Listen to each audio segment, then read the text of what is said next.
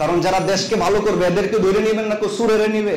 রাসূল সাল্লাল্লাহু আলাইহি সাল্লাম যাকাতের মেজারমেন্ট হিসাব দিয়েছেন যে কোনো ব্যক্তির কাছে যদি 7.5 তোলা স্বর্ণ বা 7.5 ভরি, কত ভরি স্বর্ণ? এটা হচ্ছে স্বর্ণ। আর রৌপ্যের ক্ষেত্রে বলেন তো কত? 52.5 ভরি।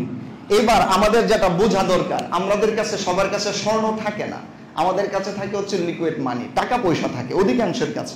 রানিং সময়ে এই 7.5 ভরির স্বর্ণের যা দাম আসে ওইটা হিসেব করতে হবে। তাহলে আপনাকে আজকের দাম বের করতে হবে বা এই মাসেরটা বের করতে হবে। এই মাসের রানিং বা জুসে, যেটা বাংলাদেশ জুয়েলারি অ্যাসোসিয়েশন যারা স্বর্ণের রেট ঠিক করে, ওনারা বলতেছেন স্বর্ণের অনেকগুলো ক্যাটাগরি আছে। একটা ক্যাটাগরি আছে হচ্ছে 22 ক্যারেট, যদি 24 ক্যারেট আছে, 24 ক্যারেট কেউ ইউজ করে না যেহেতু এটা ফুল স্বর্ণ 100%। আবার আছে হচ্ছে 21 ক্যারেট, আবার আছে 18 ক্যারেট, আবার আছে হচ্ছে ট্রেডিশনাল গোল্ড।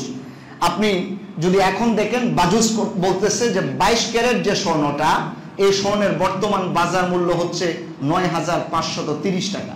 1 গ্রামের স্বর্ণের দাম হবে 22 ক্যারেটের 9,530 টাকা। আমি এই বছরের বলতেছি, এই আলোচনা আবার আগামী বছরের জন্য প্রযোজ্য না। একটা আছে হচ্ছে 9,100, আরেকটা আছে 7,800, আর যেটা ট্রেডিশনাল গোল্ড এটা হচ্ছে 6,500। আমরা ধরতেছি ট্রেডিশনাল গোল্ড 6,500, যেটা আজকের বাজার রেট। এই অনুযায়ী 1 গ্রাম স্বর্ণের দাম যদি 6,500 হয়, তো 7.5 ভরি স্বর্ণের দাম কত? ভরি আর গ্রাম তো এক জিনিস না। 1 ভরি সমান হচ্ছে আপনার 11.664। 1 ভরি স্বর্ণে কত গ্রাম ওজন হয়? 11.66 গ্রাম। তাহলে এবার 11.5কে আপনি যদি 7.5 দিয়ে গুণ দেন তাহলে কত আসতেছে? তাহলে আসবে হচ্ছে আপনার 87.48। বলেন 7.5 ভরি সমান কত গ্রাম? 87.48 গ্রাম। এই এতটুকুন হবে গ্রাম। এবার এই গ্রামকে যদি আপনি 6,500 দিয়ে গুণ দেন তাহলে তো আপনি টাকার হিসাবটা পেয়ে যাবেন, তাই না? তাতে আমরা দেখেছি টাকা হয় মোটামুটি 5,68,620 টাকা। আপনি ধরে নিতে পারেন 5.5 লাখ টাকা। তাহলে 5.5 লাখ টাকার মতো যদি কারো কাছে থাকে, এবার ওই ব্যক্তির কি করতে হবে? যাকাত দিতে হবে। এবার এটা গেল স্বর্ণের। অনেকে বলে না যে আমরা কি স্বর্ণের হিসাব করব নাকি হলো রৌপ্যের হিসাব করব। তাহলে রৌপ্যেরটা একটু ধরি। রৌপ্যের হিসাবে 52.5 ভরি যে রৌপ্য, এটা যদি আপনি গ্রাম অনুযায়ী হিসাব করেন তাহলে আসবে হচ্ছে 612.36 গ্রাম। এবার গ্রামকে যদি আপনি কনভার্ট করেন টাকায়, এবার তো আপনি এই ক্যারেটে হিসাব করলে হবে না। এটা তো হলো স্বর্ণের ক্যারেটের দাম, রৌপ্যের ক্যারেটের দাম তো এটা না। আজকে রৌপ্যের ক্যারেটের দাম কত? রূপারও কিন্তু আপনার 22 ক্যারেট আছে, রূপারও আবার 18 ক্যারেট আছে, রূপারও আবার ট্রেডিশনাল সিলভার আছে। আপনি যদি ট্রেডিশনাল সিলভার ধরেন তাহলে 110 টাকা, আপনি যদি 22 ক্যারেট ধরেন তাহলে 180 টাকা প্রতি গ্রাম রৌপ্যের ওজন। 110 টাকাকে যদি 612.36 দিয়ে গুণ দেন তাহলে কত টাকা আসবে? 67,360 টাকা। এই জন্য রূপার আর স্বর্ণের এত ডিফারেন্স। এবার আপনি চাইলে রূপারটাও ধরতে পারেন, চাইলে স্বর্ণেরটাও ধরতে পারেন, আপনার ইচ্ছা। তবে আপনাকে বুঝতে হবে একজন মানুষকে দান তো আপনি করবেনই, তাহলে এটা ধরলে তো আপনি যাকাত দিতেছেন, আল্লাহর একটা বিধানই পালন করতেছেন। এই কথাটা বললে তো একটু অন্তরটায় তৃপ্তিও লাগে, তাই না? এই জন্য আমরা সাজেস্ট করি রূপারটা আপনি ধরবেন, যেন মানুষ এই কথা বলতে পারে আমি যাকাত দিতেছি, যেন আরেকজন মানুষ বলে আমার ভাই আমাকে সহযোগিতা করছে। এই সব কিছু হয়ে যায় এটা ধরলে। এজন্য আপনি মনে রাখবেন মোটামুটি 67,000 টাকা বর্তমান বাজারে। যদি 67,000 টাকা কারো কাছে থাকে, 1 বছর যদি এটা রান করে, ওই ব্যক্তির উপর যাকাত দেওয়া ফরজ। এবার এটার হিসাব হলো 1 বছরটা কিভাবে। অনেকে বলে যে হুজুর যখন থেকে হিসাব করছিলাম তখন তো 67,000 ছিলই, মাঝখানে আবার ড্রপ করছে, টাকা আমার সমান ছিল না। এজন্য ওনাদের জন্য আমি একটা উদাহরণ দিতে চাই। আপনি দেখুন এবং উপরে যারা আপনারা একটু চিন্তা করুন। ধরেন এটা হচ্ছে রমাদান মাস, রমাদান। এখন তো কি মাস চলে? ইংরেজি মার্চ মাস। মার্চ মাসের 11-12 তারিখ থেকে শুরু হলো। আগামী বছর ধরেন রমজান মাস শুরু হবে 1 তারিখ থেকে মার্চের। তাহলে এই রমাদান তো আরেক রমাদান, এবং এটাও যদি মার্চ মাস হয়, আপনি এবার দেখেন হিসাবটা কিভাবে করতে হবে, 1 বছর কিভাবে ধরতে হয়। ধরেন আপনি গত বছরে ছিলেন, গত বছরে আপনার যদি এরকম, বা এই বছরে যদি আপনার 67,000 টাকা থাকে, টাকার রেঞ্জটা যদি এখানে হয়, আপনি দেখলেন এই মার্চ এপ্রিলও যায় ঠিক আছে, মেতে যায় একটু কমে গেছে, জুনে যায় আরেকটু কমছে, আবার একটু বাড়তেছে, আবার একটু বেড়ে গেছে, আবার টাকা কমতেছে, আর মাস এদিক দিয়ে যাচ্ছে, অক্টোবর নভেম্বরে চলে যাচ্ছে, নভেম্বরে চলে যাচ্ছে, ওইখানে যায় অনেক টাকা আসছে, এইখানে আবার নভেম্বরে যায় একদম জিরো, আবার ওইখানে যায় এইখানে আবার ৬৭,০০০ প্লাস টাকা আছে। তাহলে একটা বছরের মেজারমেন্ট যদি আপনি দেখেন, শুরু হয়েছিল ৬৭,০০০ দিয়া, মাঝখানে এটা হয়ে গেছে মনে করেন 50,000, এখানে আবার হয়ে গেছে হলো 90,000, এখানে আবার হয়ে গেছে মনে করেন জিরো, ব্যালেন্স জিরো, মানে আপনার খাইয়া দেয় আর কোনো টাকাই নাই, শূন্য টাকা। কিন্তু আবার রমজান মাস যখন আসছে তখন আপনি হিসাব করে দেখলেন ৬৭,০০০ টাকার আরো বেশি আছে। এই যে এইবার মাঝখানে কমলো কি বাড়লো এটা দেখার বিষয় না। ওই যে এক বছরের শুরুতে ছিল আর আরেক বছরের হিসাবের দিন যদি আপনি ওই রকম পেয়ে যান, এটাকেই বলা হয় এক বছর। তবে এটাকে কখনোই সোলার ইয়ার ধরা যাবে না, এটা হচ্ছে লোনার ইয়ার। লোনার ইয়ার হতে হবে, চান্দ্রবর্ষ, সৌরবর্ষ না, চান্দ্রবর্ষ হিসাবে। এই জন্য এক রমজান থেকে হিসাব শুরু করবেন। এই বছরে আপনি এবার হিসাব মিলাবেন আপনার ৬৭,০০০ টাকা আছে কিনা। আবার আগামী রমজানে আবার দেখবেন সবকিছু বাদ দিয়ে ৬৭,০০০ বা ওই দিনের অনুযায়ী যে মেজারমেন্ট ওইটা ওই রকম আছে কিনা আপনাকে বুঝে নিতে হবে যে আপনার উপরে যাকাত ফরজ হয়েছে। এটা গেল যাকাতের মূল মেজারমেন্টের উপর একটা বক্তব্য। এবার আপনি যদি যাকাতটা হিসাব করতে চান যে আমার তো শুধু এইভাবে টাকা না, আরো অনেকগুলো টাকা পয়সা আমার রয়েছে, তো আমি কিভাবে যাকাতের হিসাবটা করব। এবার আসুন আমি আপনাকে একটা উদাহরণ দিই। ধরুন একজন মানুষের যদি স্বর্ণ সে নিজে জমায়েত করে, কতটুক স্বর্ণ আর সে রাখবে। একজন মানুষের কাছে সাধারণত গোল্ড স্বাভাবিক একজন মানুষের কাছে ধরেন 40 গ্রাম, আমরা মিডল একটা পয়েন্ট ধরলাম, 40 গ্রাম স্বর্ণ একজন ব্যক্তির কাছে আছে। 40 গ্রাম স্বর্ণের যা দাম আসে, বাজার মূল্য বিক্রি করার সময় যা আসে ওই হিসাব করতে হয়। বললাম না যে অনেকগুলো পেস আছে এখানে। এবার 40 গ্রাম স্বর্ণের বাজার মূল্য যদি আপনি বিক্রি করতে যান, আমি একটা ক্যালকুলেট করছি, আনুমানিক ধরেন 3 লাখ টাকা।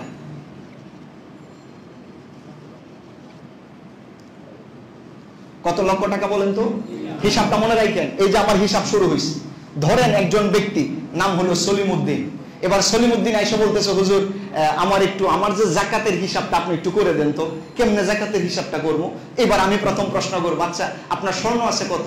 উনি বাড়িতে হিসাব করে দেখলেন, হুজুর আমার স্বর্ণ আছে 40 গ্রাম। এবার আমি বলবো বাজার মূল্য 40 গ্রামের কত হবে, বিক্রি করতে গেলে এই 40 গ্রাম স্বর্ণের দাম কত? তার আছে 22 ক্যারেটের 10 গ্রাম, 21 ক্যারেটের 20 গ্রাম, ট্রেডিশনাল গোল্ড 10 গ্রাম, এভাবে মিলাইয়া হয়েছে। আপনি মনে রাখবেন 21 ক্যারেট স্বর্ণের মধ্যে কিন্তু 75% থাকে হলো স্বর্ণ। আবার 22 ক্যারেটের মধ্যে 91.0.7 থাকে হলো পার্সেন্ট স্বর্ণ, বাকিটা খাত থাকে। আবার ট্রেডিশনাল গোল্ডে আরো কম থাকে। এইভাবে টোটাল হিসাব করার পরে যখন বাজারে আমি গেলাম, হিসাব করে দেখলাম এই সলিমউদ্দিন সাহেবের এই যে 40 গ্রাম স্বর্ণের বাজারে বিক্রয় মূল্য আছে 3 লাখ টাকা। আচ্ছা, এবার আমি তাকে জিজ্ঞেস করলাম, ভাই আপনার কাছে কি রূপাও আছে? বললো জি হুজুর রূপাও আছে। রূপা কতটুকু? এবার উনি বাড়িতে গেলেন, বাড়িতে যাওয়ার পরে রূপার হিসাব করতেছে যে ওনার কাছে রূপা কতটুকু। উনি আবার রূপার হিসাব করলেন, বারগুলো তো এরকমই থাকে, ধরেন সিলভার। উনি হিসাব করে এসে বললেন, হুজুর রূপা আছে 900 গ্রাম, 1 কেজির কাছাকাছি। এখানে আবার 21 ক্যারেট আছে, 22 ক্যারেট আছে, 18 ক্যারেট আছে, ট্রেডিশনাল সিলভার আছে। সব মিলাই আমি হিসাব করলাম 900 গ্রামের ওজন। বাজারে যাইয়া দেখি সব মিলাইয়া দেখলাম বাজার মূল্য 1 লাখ টাকা। 1 লাখ। বলেন তো স্বর্ণ ওনার কাছে যা 40 গ্রাম আছে বাজার মূল্য কত? 3 লাখ।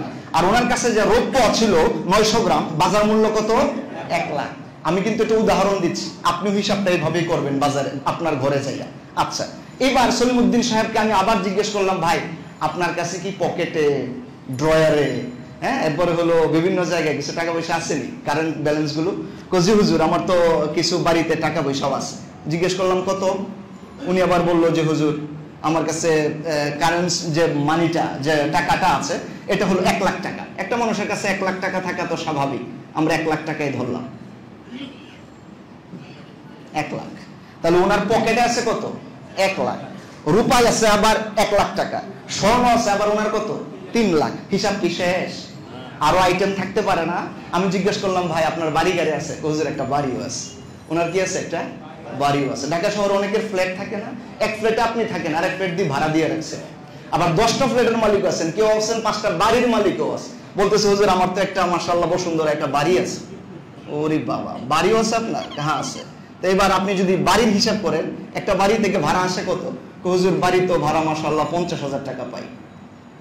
কত হাজার? 50,000 টাকা উনি বাড়ি ভাড়া পায়। তাহলে এটাও তো ওনার আছে, বাড়ি ভাড়া আসছে হাতে। জিজ্ঞেস করলাম হিসাব শেষ? না হুজুর আরো কিছু আছে। আর কি আছে? বললো হুজুর আমার একটা ছোটখাটো ব্যবসা আছে। একটা মানুষ ব্যবসা করতে পারে না? বিজনেস থেকে ওনার বিজনেসটা আমি হিসাব করলাম যে কাপড়ের কিছু হলো, এই হলো জাপানি টরে, ফ্রান্স মাইক্রো, এই ধরনের অনেকগুলো কাপড়ের ওনার বিক্রি করে। আমি দোকানটা হিসাব করে দেখলাম মোটামুটি কাপড়ের দোকানে যা আছে তাও 1 লাখ টাকা। 1 লাখ টাকার মাল তার ইয়াতে আছে, বাজারের বিক্রয় মূল্য যেটা সেটা অনুযায়ী 1 লাখ টাকা আছে। বললাম কি হিসাব শেষ? না হুজুর আরো কিছু আছে। কি? একটা অ্যাকাউন্টও আছে। হ্যাঁ, ইসলামী ব্যাংকে একটা অ্যাকাউন্ট আছে, বা শাহজালাল ব্যাংকে একটা অ্যাকাউন্ট আছে। তো অ্যাকাউন্ট যদি থাকে, অ্যাকাউন্টে কত আছে? হুজুর অ্যাকাউন্টে তো মোটামুটি 3 লাখ টাকা আছে। কয় লাখ? 3 লাখ টাকা আছে অ্যাকাউন্ট। একটা মানুষের অ্যাকাউন্টে 3 লাখ টাকা বর্তমান যুগে তো স্বাভাবিক কথা, থাকতেই পারে। আচ্ছা ঠিক আছে, হিসাব শেষ? না হুজুর আমি একজনকে ধার দিছিলাম 60,000 টাকা, এটাও বলছে যে দিবে। কত হাজার টাকা? জীবনে চলাফেরা করতে গেলে কি ধার দেনা লাগে না? আমি আর কি সব বিষয়গুলো আনতেছি, আসলে সলিমুদ্দিন তো আমার কাছে এসে বলেও নাই, মানে বলতেছে একটা মানুষের জীবনে যা যা হয় ঘটে আর কি। একজন মানুষ তো ধার দেয় না? তো উনি বললেন হুজুর আমি একজনকে 60,000 টাকা ধার দিছিলাম।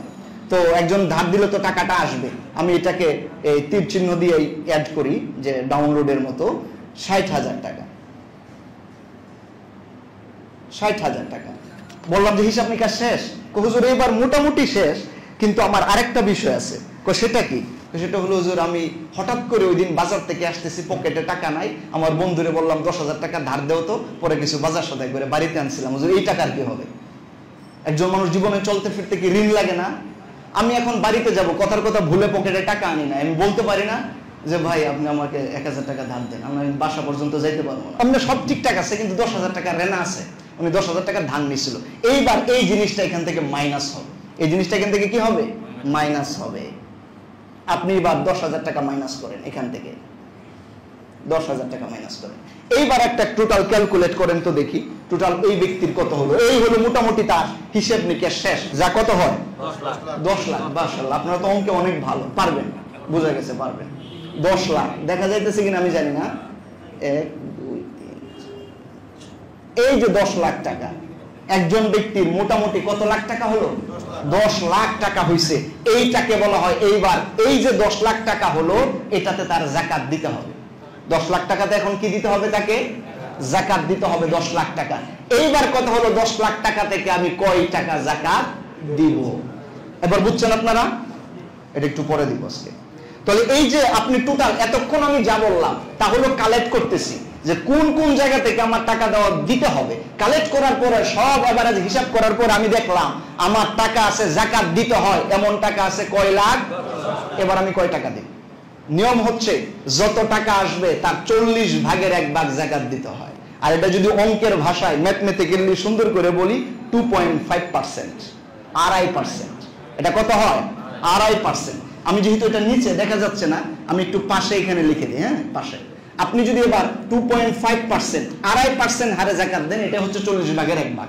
2.5% হারে যাকাতটা এবার কিভাবে হিসাব করবেন?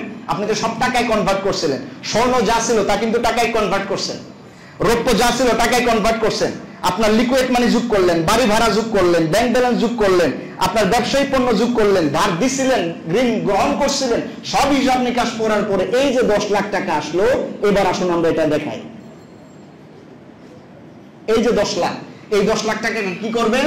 এটার নিয়ম হচ্ছে 10 লাখকে আগে আপনি 100 দিয়ে ভাগ দিবেন, ভাগ দেওয়ার পরে গুণ দিবেন হচ্ছে 2.5% দিয়ে।